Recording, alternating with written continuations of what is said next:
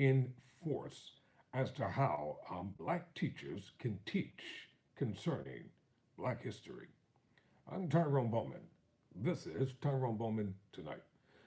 Before I get into the essence of this story, let me say this here. It is ironic how we as a people, when we were growing up, we were forced to learn about everybody's culture, ethnicity, their origins, and things of that nature. We were forced to listen and learn from teachers who didn't live in our neighborhoods and who had no concern about us whatsoever, about individuals who suffered so many atrocities, and rightfully so, no problem with that. But they weren't the only ones who suffered atrocities as well. They weren't the only ones that had a Holocaust as well. I think it's important that all have to be respected in terms of teaching. If you're going to be teachers and if you're going to be the superintendent of education, whatever you want to call yourself, you have to be fair to everybody. Everyone's culture, everyone's suffrage, everyone's heartache and pain, it means something. No one should have ever had to endure heartache, pain, atrocities, and annihilation of a people. Tyrone Bowman Tonight is a very serious program. This is not shucking and jiving over here. I'm not here to shuck and jive. I'm not here to entertain you. I'm not here for all that kind of stuff. There are so many other programs on YouTube and across TikTok that will give you all that foolery that you desire. And if it means that individuals unsubscribe to this channel, then so be it. Just unsubscribe. Someone will come and take your place. When you come to Tyrone Bowman Tonight, you're going to deal with serious issues, serious commentary, serious news articles. Why? Because it's necessary. This is an independent voice. In the words of the late Congresswoman Shirley Chisholm, unbought and unbossed. And once again, this is Tyrone Bowman Tonight.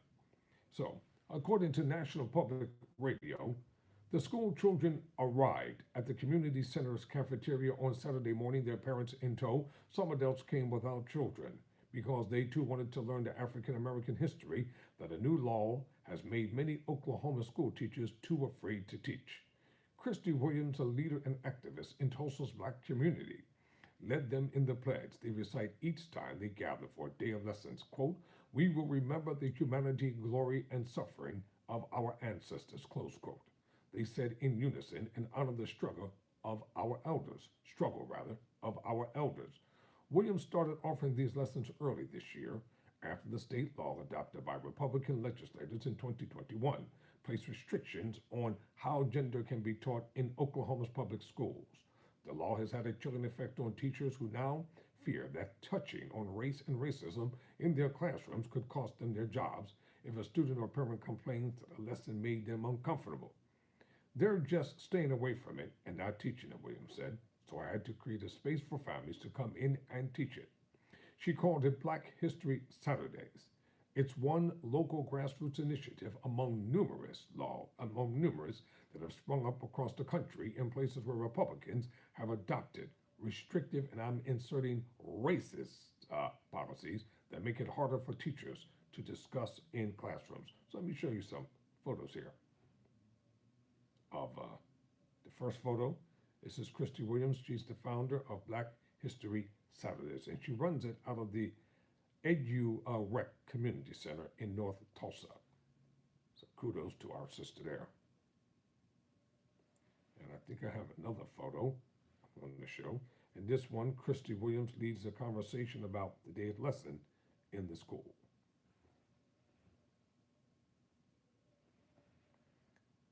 Williams launched her program with financial help from the National Geographic Society, out of a resolve not to let Republican politics deny black children the right to learn honest history about racism and their ancestors' struggles to overcome it. It's free for children and adults and meets on one Saturday a month. We're reclaiming this, said Dewan Dickens, a Tulsa Community College professor who Williams recruited to teach the high schools in her program. Restoring honest race history to the state's public schools is critical, he said, but the Tulsans showing up for Black History Saturdays are also declaring that we can teach our children, we can teach ourselves, and we can do it better. The law's chilling effect was immediate. The Oklahoma Law House Bill, or HB 1775, lists several discriminatory principles that teachers may not include in lessons. They include that one race or gender is superior to another, that a person's race or sex make them inherently racist or sexist, that someone bears responsibility for what someone of their race did in the past, or that anyone should feel guilt or discomfort because of their race or sex. The bill drew immediate criticism from educators who say they have never taught those principles, but who said the ambiguously worded law was designed to scare them away from race lessons that make children, especially white children, feel uncomfortable. Guess what? We as a people have felt uncomfortable for centuries and decades. We as a people have been subjected to and are still being subjected to racism, bigotry, and prejudice on every hand. And whether you all like it or not, we're going to teach our children our history. We're going to teach them about the Civil Rights Movement. We're going to teach them about the Voting Rights Act. We're going to teach them about everything that went along and happened during the Reconstruction era. We're going to teach them about Jim Crow. We're going to teach them until they learn and understand that we as a people, we deserve better and we're going to have better. And we're not going to wait for anyone to give us permission to teach our children. We'll do it ourselves. The vagueness in the law means that teachers never know what trap they're going to fall into, Williams said. Those found to have violated the law can be stripped of their teaching certifications. You know what? Resign. Start your own independent schools. In a state where the history of anti-Black and anti-Native American racism runs deep, teachers said they felt muzzled. And the self-censorship started almost immediately. Angela Mitchell was a first grade teacher at a Tulsa school with mostly African American students. Teachers were deliberate about stressing the concept of Black excellence as a way to motivate them. But when that bill passed, the first thing they told us, that had to stop, Mitchell said. She said her school's administrators, all white, were concerned that a parent or child, white parents, white children, might complain that by emphasizing Black excellence, teachers were suggesting that Black students are better than whites, others, in violation of the law, the state law prohibiting teaching that any race is superior. It was against the law to teach slaves how to read. And you mean to tell me we have to learn about everybody's history, but nobody can learn about ours? Are you out of your damn mind? See, that's the problem with a lot of educators. You're afraid to open your mouths and talk. You're afraid to have an independent voice. You're afraid to stand up and be who you're supposed to be.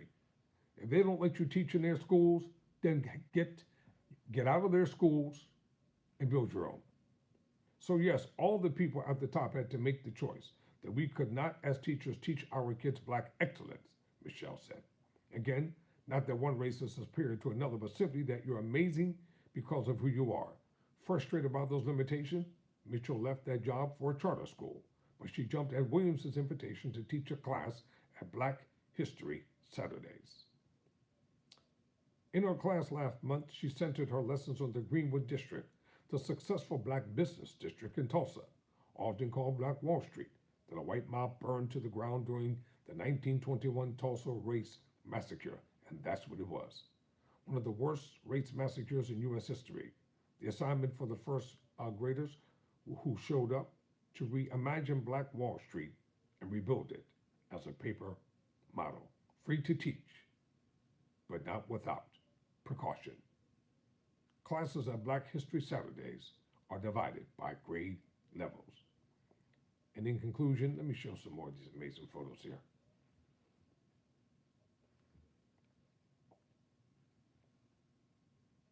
Our children have a right to learn. And as the pastor would say in church, in closing, our history is important, and it will remain intact, and the story will be told. I'm Tyrone Bowman. Never surrender, never.